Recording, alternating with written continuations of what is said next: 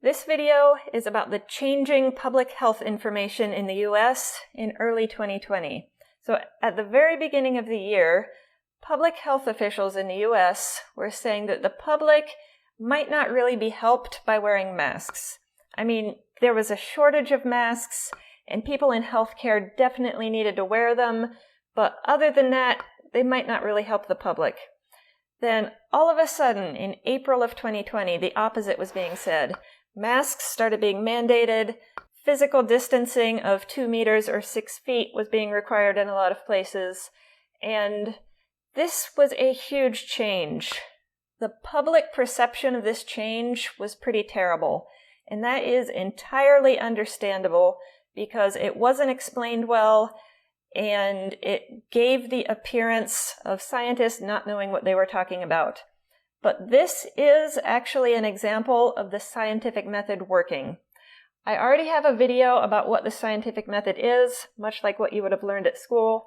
This is more like story time of how the scientific method was playing out in real time in the public eye. In this video, I am specifically talking about masks in the United States. The culture around masks is different in other parts of the world. If you want to learn more about that, I recommend learning about an epidemiologist named Dr. Lien-teh. He pioneered the use of face masks to control the Great Manchurian Plague that started in 1910. He invented a face covering that's considered to be the precursor of the N95 mask, and this mask became a symbol for stopping the spread of the disease. There are links in the description of this video with more information. The public usually only hears about major scientific breakthroughs, and even then, the articles that are circulated most widely often have really clickbaity headlines, like, "Cancer is cured." Then you read the article, "One specific type of cancer in mice who were healthy enough to survive the procedure." But for every success, there are hundreds or thousands of examples in which scientists worked for years just to find out 1,000,001 ways that this didn't work. That is the side of science that the public never sees. Every breakthrough had countless wrong turns along the way, and it is very, very rare to find an example of something just working right the first time. For just a minute, I want you to put yourself into the shoes of Isaac Newton. I'm going to get you started by telling you something that the two of you might have in common. Isaac Newton had to take a 2-year hiatus from school due to the Great Plague. Does that sound familiar? You may have learned about Newton's laws of motion in school, but did you know that these weren't published until he was 44 years old? Did you know that he actually had to invent calculus in order to derive some of these laws of motion? Now, he had an absolutely brilliant mind, but when I put myself in his shoes, my speculation, you can tell me whether or not you agree with this in the comments, is that this couldn't have been done in one try.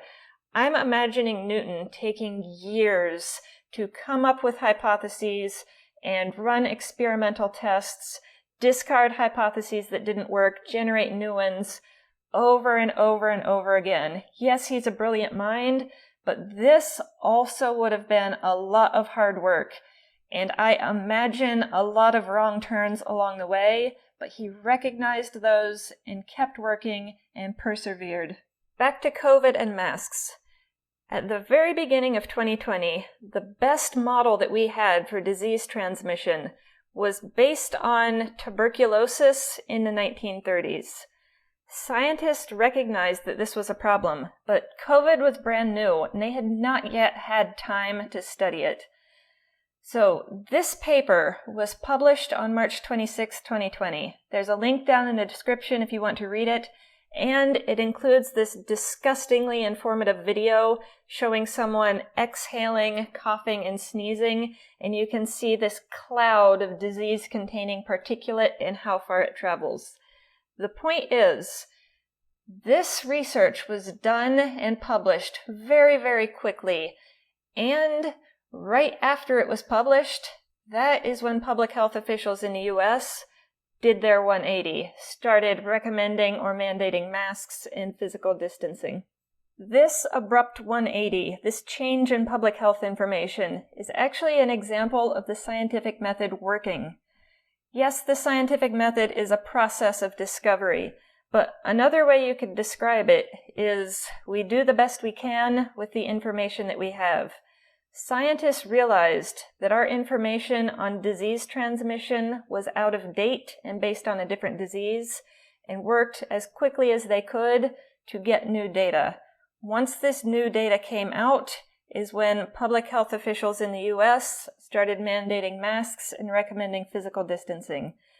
This is the worst way I can think of for the public to truly experience the scientific method in real time for their first time ever, but it is unfortunately what happened. Thanks for watching Chemistry in a Nutshell. If you feel that I've earned it, please like this video and subscribe to my channel.